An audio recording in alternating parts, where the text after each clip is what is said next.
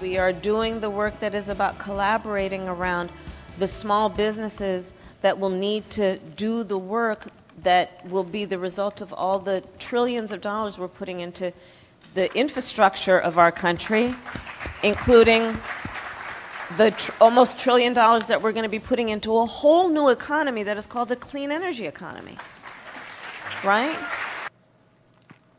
As President Biden passes the halfway mark of his first term, many can't help but wonder if he'll run again.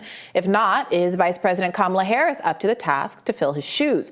Her lackluster performance as VP, including communication missteps and lack of visibility, have left several Democrats concerned about Harris's political future, according to the Washington Post. A running 538 poll of Harris's performance shows that while 38% of Americans approve of the job she's doing, a whopping 51% they disapprove.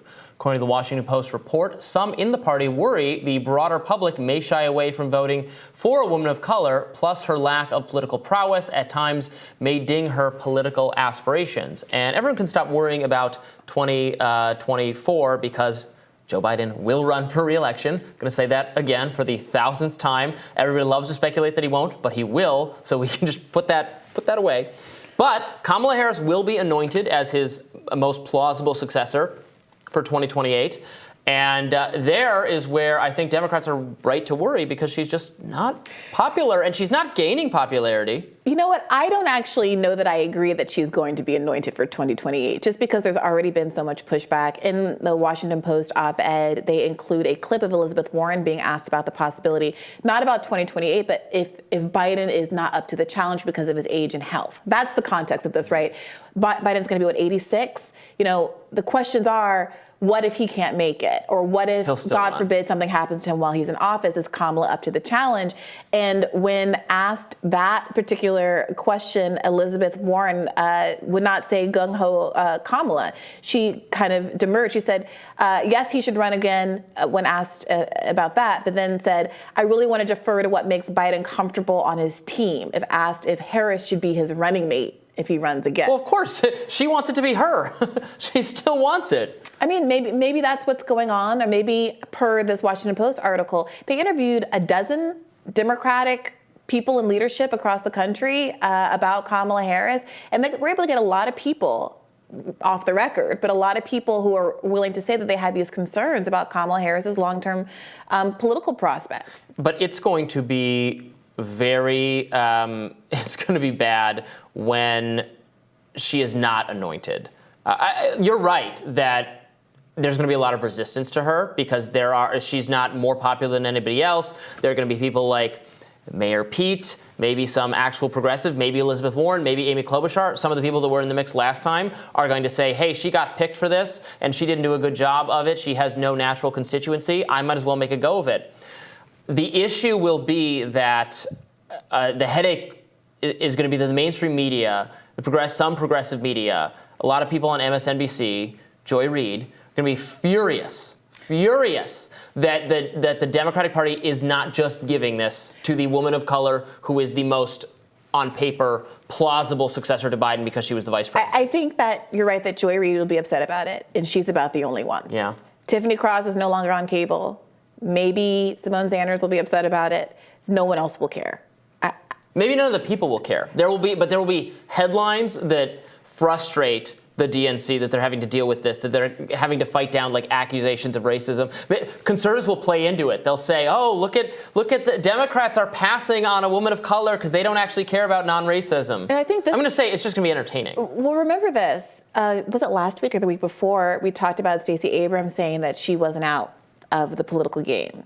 And the savvy thing to do when you're in one of these situations where you've made yourself vulnerable to bad faith attacks of racism is to simply replace the person with another black person. And so I could also see a world in which Stacey Abrams or some other person of color at the very least is kind of shoehorned in this position to insulate the administration against those kinds of criticism. And by the way, The quote that we read earlier from the Washington Post about concerns that Kamala's lack of popularity or the criticisms that she's gotten is because she's a black woman, at a certain point that becomes, I think, really insulting to black women, because fundamentally the conversation has been very substantive about Kamala Harris. We live in a world where Barack Obama remains one of the most popular living presidents, and not the most popular living president. Michelle Obama is enormously popular. I mean, like, you can't keep using that excuse. It's not that there aren't I can't go on the internet and find some racist statements somebody's made about Kamala Harris, but also so many of her critics, including in her home state, that focused in on criticizing her because of her oppressive criminal justice background were in fact black, and they didn't like her because of the way she treated black people in her own state. And so it becomes really craven, insulting, degrading, and frankly racist in and of itself for her not to take accountability, or for the people who are representing her not to take accountability for her own actions and to somehow blame that on black people. She strikes a lot of people as inauthentic. We don't know what she actually stands for, what her ideology is, if she even has one. As you said, she's changed from she was a prosecutor. She was a truthy and not a cop. progressive one. Not a progressive one. And then the moment became about progressive prosecution, and she criminal rebranded justice stuff. She rebranded, but I don't know what she really stands for. She was not doing well in her own. She wasn't going to win the primary in her own state. Andrew Yang was going to beat her in her own state. Unknown Andrew Yang. And look, Lee Fong did this great reporting back at The Intercept during the campaign season, where he went through her history and talked about how she beat a legitimately progressive prosecutor, Tom Hannaland, who was in an era where there was no such thing as a progressive prosecutor. And she won. He went to found these primary archives in the San Francisco Library, I believe, of her old campaign flyers from the 90s. And they are the kind of thing that you would expect from the most kind of like tough on crime right-wing conservative. Close-ups of like a bare-chested man with gang signs across his chest and guns and throwing up gang signs, talking about enough is enough, bragging about her, how many people that she put in jail, flyers with a chalk outline drawn on the sidewalk, fear-mongering, like truly out of a kind of a Willie Horton-esque playbook.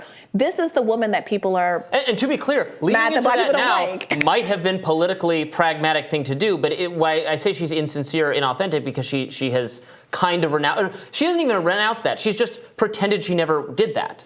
She's just pretended that wasn't her. She doesn't talk about this. Like, we're in a moment where the entire country is talking about Tyree Nichols' murder. Mm-hmm. The vice president of the United States is a black woman and former prosecutor. And should she be playing some role? I mean, it would seem natural in a certain context for her to be the one kind of leading the conversation about police reform. What are we going to do?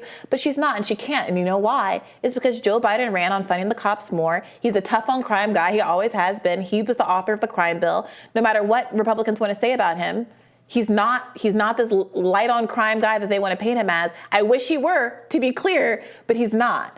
And so there's this tension that exists between who Kamala Harris is pretending to be to get political agency and the wagon she's hitched herself to in Joe Biden. And that's I do have some empathy for her for that. Like, to the extent that she has something to say, that has something to offer in this moment, to the extent that she at least pretended to like some good progressive things during the 2019-2020 campaign, she's completely neutered from being anything other than a sidekick, because those policies are so antithetical to what Joe Biden had decided to run and win on. Yeah, she's going to face competition for the throne when it is time for Biden to have an actual successor. I don't think that's going to be in 2024, but in 2028. You think he's not going to ditch her for Stacey Abrams? There's no way he can do that. It will just create too much of a headache. If he could magically replace her with someone else, I think it would be in his political best interest to do that. If she just decided she's done with politics and bowed out, because if she is upset about it, then it's going to be a thing. Then it's going to be something you talk about. It's going to be stupid, but it's going to be in the news cycle for forever about how he snubbed her. It has to be the perception that she asked for. So she has to say,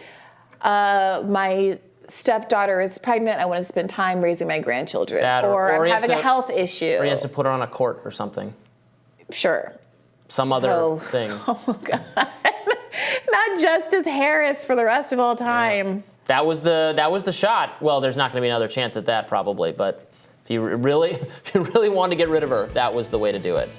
Yeah, well, it's an interesting story to watch. Before we go, I do want to add Senator Warren has walked back her refusal to back Vice President Harris, telling GBH News yesterday, "I fully support the president's and vice president's reelection together and never intended to imply otherwise. They're a terrific team with a strong record of delivering for working families." All right, we'll have more Rising for you after this.